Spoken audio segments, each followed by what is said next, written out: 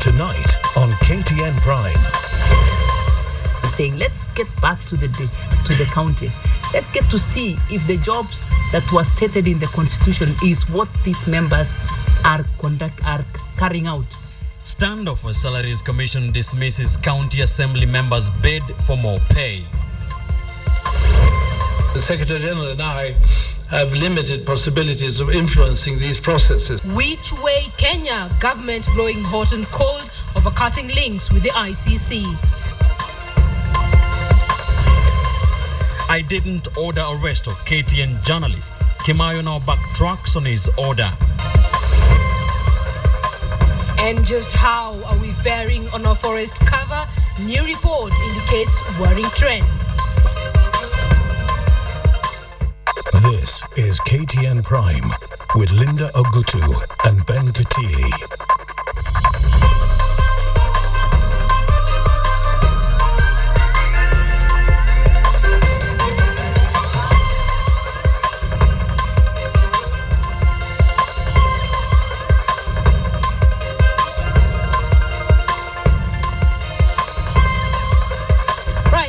The 28th day of October, a new week. Many thanks for joining us on KTN Prime.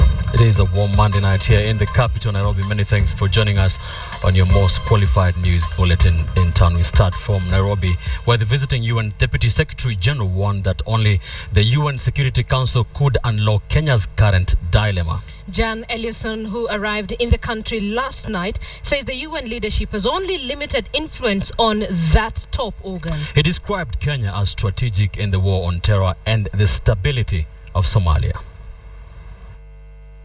The UN Deputy Secretary General, who has been in the region for a week, says Kenya is facing a classic case of a dilemma. The country's presidency torn between executing their mandate and their trials at the War Crimes Court at The Hague. Here we have a classic case of a dilemma, striking a balance where there is a set of rules which are laid down in the Rome Statute and the principles of international justice on the one hand, and on the other hand a situation where the leadership in the country, of course, will want to conduct its work even under conditions where they are part of a proceeding to the ICC. Jan Ellison, however, regretted that despite Kenya's legal, political and governance predicament, the United Nations top leadership lacks the clout to flex its muscle and influence a decision on the country's AU-backed deferral motion. This after a 1.5-hour-long meeting with President Uhuru Kenyatta and the Foreign Affairs Cabinet Secretary Amina Mohamed, where the two pitched for the deferral. The Secretary General and I have limited possibilities of influencing these processes. The ICC is an independent court and the Security Council is the one that takes the decision on deferral. But I recognize the dilemma that I just described. The UN top diplomat placed the country as a strategic partner to fight what he described as the plague of terror. The Africa Union has petitioned the Security Council to push for the deferral of the Kenyan cases. A decision highly likely to be delivered on Thursday if the Security Council considers the deferral motion.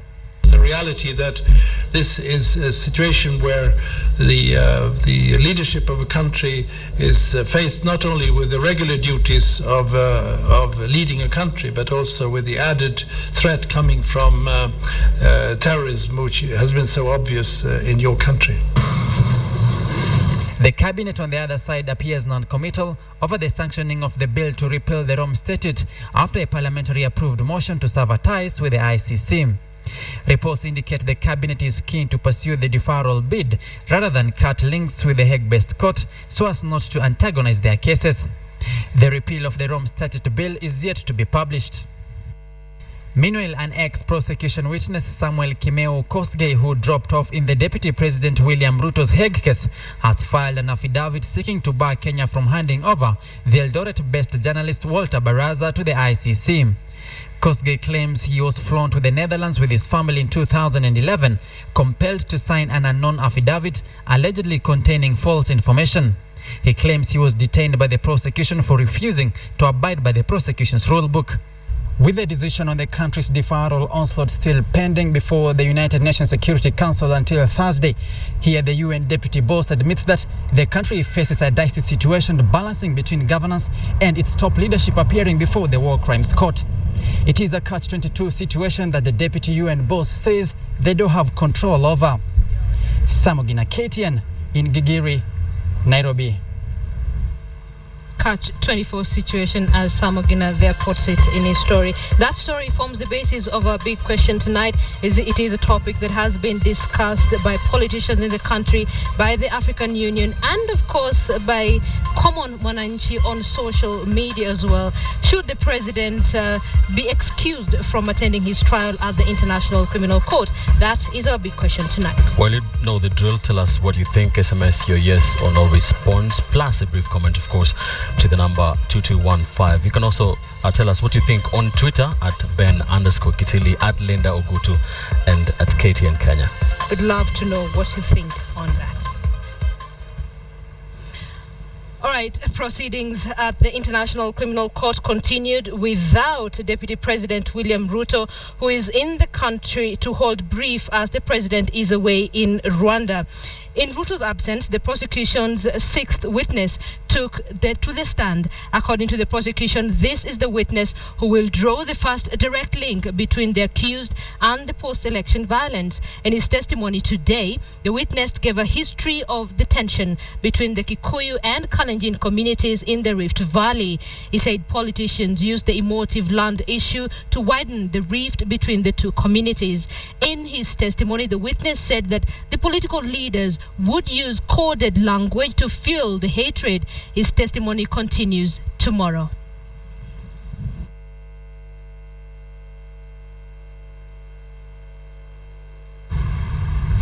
In other news, members of county assemblies will have to go through a job re-evaluation before their salaries are increased. Now the Salaries and Remuneration Commission says the allowances of the MCAs had already been increased. But as KTN's now Wilson Boru reports, the members of the county assemblies have said they will not go down without a fight. Adhered to during the implementation. The standoff between the Salaries and Remuneration Commission and members of the county assemblies is not about to end anytime soon, as none of them is willing to budge on their stand. The Salaries Commission, chaired by Sarah Sarem, insists that it is not practical to hike the salaries of the MCAs, while the MCAs claim that what they are earning does not reflect what they do. The Salaries Commission, however, says they agreed on a deal in June to increase the MCAs' allowances. Following discussions with MCAs, the Commission, having considered the challenges that they were facing, approved some facilitation packs, taking into consideration the constraints the members of the county assembly faced in the discharge of their duties as representatives of their constituents. The facilitation packs, which included sitting allowance, which was not there in the initial setting, transport allowance, responsibility allowance. We recognize there are those that over and above what they're doing, they have additional responsibilities and airtime considering they have to communicate. But that was not the only agreement in the consultations. It was jointly agreed with the forum by both the commission and the speakers from that any new review of salary for county state officers will be pegged on a job evaluation. We are therefore at this point appealing to the MCS not to waver, but for us to join hands with that team so that we can successfully carry out the job re-evaluation and move forward. But even with the offer for a job re-evaluation, the MCAs are now threatening to boycott that exercise unless the report of the original job evaluation is released. The MCAs on Friday accused the Commission of using the re-evaluation as an excuse not to increase their basic pay, while the Commission is accusing the MCAs of not being serious. If they do not accept that, then I think we have done what we needed to do. We re-evaluate because they wanted us to review their salaries. It therefore means they're comfortable with what they have. County assemblies have not been operational for over a month now. This is after they unanimously agreed to paralyze business in the counties until their salaries were reviewed upwards by the SRC. During the meeting at the Bomas of Kenya, the chairman of the Kenyan County Assembly Speakers, Abdinu, presided over the vote where 2,000 MCAs agreed to down their tools to protest the SRC's failure to address their salary hike demand. Wilson Buru, KTN. Right, putting in mind the security situation in the country in the last couple of weeks, tonight you're asking a question. Would you feel more secure if you were allowed to carry a firearm? Well, the National Police Service is proposing to raise the number of civilians licensed to carry firearms. It remains unclear, however, whether the current rules will be eased or tightened to make the plan a reality. But as Dennis Onsarigo reports, procuring a firearm legally remains a tightly controlled affair in the country.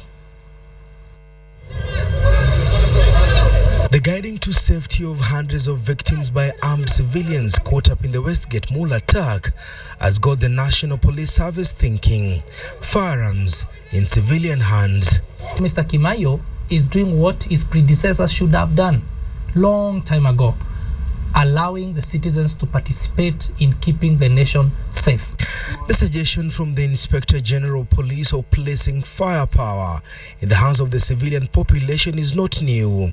In 2004, the Kenya Police sent packing hundreds of police reservists holding guns.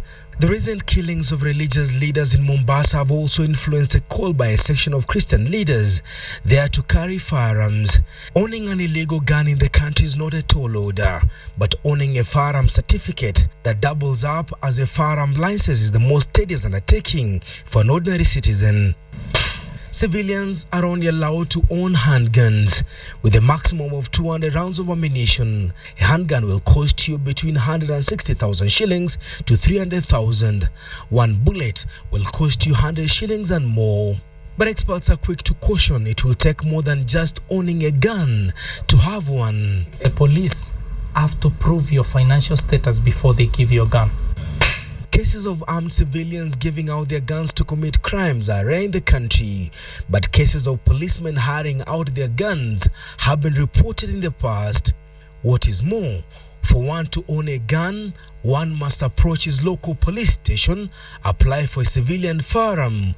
His application will then be sent to the District Security Committee, who in turn will forward the same to the Provincial Security Committee. You have to write a letter explaining why you need the gun. After all conditions are met, the team will forward the application to the Inspector General of Police. The police boss has a choice of okaying or turning down the application. Guns come with strict conditions. For instance, you should not point it at a person unless your life is in extreme danger. It should never leave your side and you should never display it in public. I think Mr. Kimayo is realizing the greater challenge of keeping a nation safe with a small police force. Something one also needs to remember, that firearm is the property of the government of the day, and it takes a very junior police officer to revoke your license if you have mishandled your weapon. For now, arming civilians is just an idea. It is approximated that there are 5,000 firearm holders in the country at the moment. The numbers of those seeking to have firearms is on the rise, but according to gun dealers in the city, only 2 or 3 are approved in a month. Dennis Onsarigo, KTN, Nairobi. There's a story that has elicited much debate. We shall continue keeping an eye on that. gagging or intimidating the press is not part of my agenda. These are the words of Inspector General of Police David Kimayo after he sent a conciliatory message to newsrooms this evening saying the police department is willing to work amicably with the Fourth Estate. In the statement, the IG described as false reports that his office was seeking to prosecute journalists and chief executive officers of sections of the media. Kimayo said he has no intentions of gagging the media. However, the IG noted that there is a very thin line between bold and sensitive journalism. Kimayo says that it is a patriotic obligation not to show national institutions in bad light. Last week, the police issued summonses to Standard CEO Sam Shalay and journalist Mohammed Ali and John Alan Namu, but that bid has since been dropped.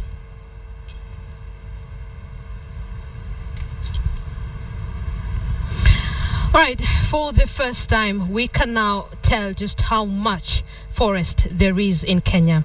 A new report published by the Kenya Water Towers Agency reveals that the country has a forest cover of only 7.1%. This is much higher than the common estimate of 2%, but still falls short of the recommended minimum of 10%. The report, obtained exclusively by KTN, breaks down the forest cover by county, and only 18 out of the 47 units met the 10% mark. Siaya County is bottom of the list with virtually no forest cover, while Nyeri is top with 38%. KTN's Joe Ageo begins our special coverage of the state of forests in Kenya.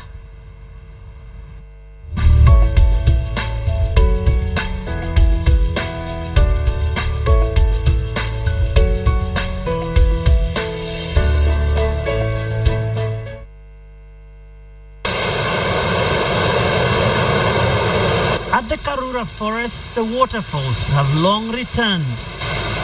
This is one of the caves. And the caves now welcome only foresters and legitimate guests. But it's not always been like this. This was for years a hallmark of forest grabbing and bad management. This forest was a place where a lot of bad things could happen. And this was one of them.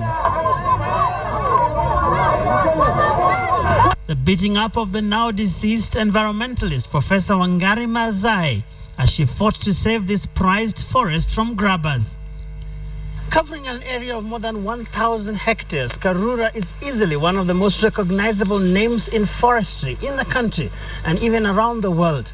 And those who manage this forest say it has been a steep climb to the top, from the story of shame just about a decade and a half ago to that of hope and inspiration now. And the improvement may be reflecting already in the latest report issued by the Kenya Water Towers Agency on the state of forests, where Nairobi County is number 24 in terms of forest cover at 7.78%, slightly more than the national average, which is just over 7.1%. But that picture is grimmer in Western Kenya, which accounts for 6 of the worst 10 counties. Siaya tops the list of shame with just 0.4% of forest cover, followed closely by its neighbor Kisumu and Migori to the south of what was once Nyanza province. Busia, Homa Bay and Kisii too are on the list that includes semi-arid counties like Marsabit and Wajir. The top 10 list, however, starts in the central part of the country, where Nyeri has 38% of its total area covered by forest, largely due to the increased protection of the water towers of the Aberdares and Mount Kenya. Elgeyo Marakwet, which is home to a large part of the Cherangani Hills, is second at nearly 37.5%. The unlikely county at number 3 is Lamu, which has large swathes of mangrove forest, in addition to the Boni forest. Others on the top 10 list include Kirinyaga, Tharaka Nithi, Nyandarua, Meru and Nandi. It has a good canopy even for carbon sequestration. At Karura Forest, they say it's all down to working closely with communities, which are now empowered by law to get involved in the management of forests. But the national picture is not as rosy, and it will be a while before Kenya's forests are truly out of the woods. Jogeo, KTN. What an informative story there by KTN's managing editor, Joe Agio. And as mentioned in that report, Siaya and Kisumu counties top that list of shame. The two counties have virtually no forest, with only 0.4% of their surface area currently covered by trees. KTN's Nyanza reporter Fredo Mulo has the reality check.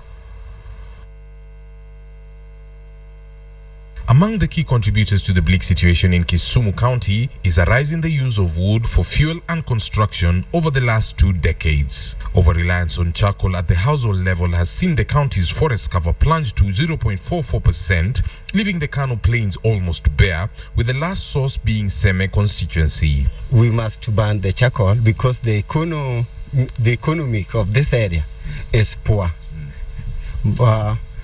If you, for example, I can be sick somewhere, but being near I'm sick, where I can get money is only to burn the charcoal. So huge is the demand that indigenous trees that used to serve the purpose have all but disappeared, forcing John to rely on pruning his mango trees to supplement whatever exotic varieties he can get when he prepares charcoal. The local trees, any person can access to get use on it. With the mango trees, there's some restriction. A person from anywhere cannot come to prune my tree. Simple grassroots efforts such as those of farmer Nicholas Osewe to plant trees at his own expense have proven ineffective, as the populace remains ignorant of the dangers that its activities pose on the environment. Ilikuwa kila siku nikiingia napata mti umevunjwa na inavunjwa na wale wanachunga ng'ombe. Na hao pia zingine unapata wameng'oa wakienda kupanda sehemu zingine. The county government's environment ministry is in the final stages of preparations to address the problem and has set aside more than 40 million shillings, amounting to 30% of its budget. Yeah, what we want to achieve well in office is 5% tree cover. I know it is an ambitious plan, but I know that if we go to all schools, primary schools, secondary schools, churches and other institutions. The only saving grace is the presence of Lake Victoria that provides convectional rainfall. Other water tower counties doing better than Kisumu and Siaya include Marsabit, Wajir and Turkana. From the Nandi Hills to the iconic rice irrigation fields down to the lake, nothing illustrates the problem of deforestation in Kisumu County better than the Kano Plains, which covers Muhoroni, Nyando and parts of Nyakach constituency. A poor afforestation culture, as well as an insatiable demand for wood fuel, is powering an environmental cataclysm. From East Kano Irrigation Scheme in Kisumu County, I am Fredo Mulo. So while Kisumu and Siaya struggle to improve their forest cover, the situation is markedly different in Nyeri. The county, which tops the list released by the Kenya Water Towers Agency, is nearly at 40%. So just what's the secret? KTN's Central Kenya reporter Carol Nyeri has a closer look at the county that has large chunks of two of Kenya's major water towers. Of the 5 water towers in Kenya, 2 are in Nyeri County. This perhaps explains why Nyeri County is leading in forest cover by a whopping 38%. According to the Kenya Forest Service Zonal Officer Mushiri Madhenji, conservation of forest cover in this part of the country is taken seriously, as a majority of Kenyans, including those in cities, mainly depend on water supplied from rivers in the Aberdare forest. This is evident because of when you look at the rivers in Ambadeas, which are supplying Nairobi with water, we have never had any problem. According to the report, Kenya's forest cover stands at 7.1%, and according to Madhenji, Kenya is well on its way to attaining the minimum 10% forest cover stipulated in the constitution. And back to the question, why Nyeri? This is the area where the late Nobel laureate Professor Wangari Maathai hailed from, and tree planting is serious business not just here in Teto constituency, but the larger Nyeri County, where we have the Aberdare and Mount Kenya forests, perhaps explaining why the largest forest cover in Kenya is here in Nyeri County.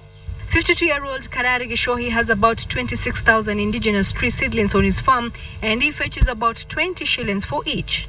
Nikifanya hii kazi mwishowe nitapata pesa ngapi?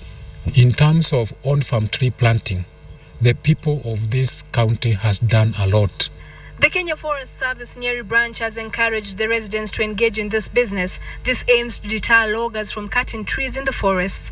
More trees are available for the timber industry if more are grown in people's farms. Just have an acre of your yard will give you over 600,000 shillings once the tree is ready for harvesting, especially like the brugam, in terms of fuel, in terms of poles. Joseph Ngamau, a field officer with the Greenbelt movement, goes round teaching farmers how to go about it, cultivating cash crops alongside the tree seedlings that are then sold to organizations such as KFS and interested individuals. Ngamau, who worked closely with Madai, remembers how passionate she was about environment conservation. Watu walikuja wakashika hiyo masomo na wakaanza immediately kuya practice. Last year, hectares of forest land were razed down when a fire broke out in Mount Kenya and Aberdare forests, and a plan to plant 3 million seedlings to make up for the loss was initiated. We need also to continue educating our people so that we do not have these calamities coming, because fire can really destroy what we people of Nyeri have done, have protected so far. KFS is optimistic that an increase of 50% forest cover in Nyeri from the current 38% is attainable. Carol Nderi for KTN in Nyeri County.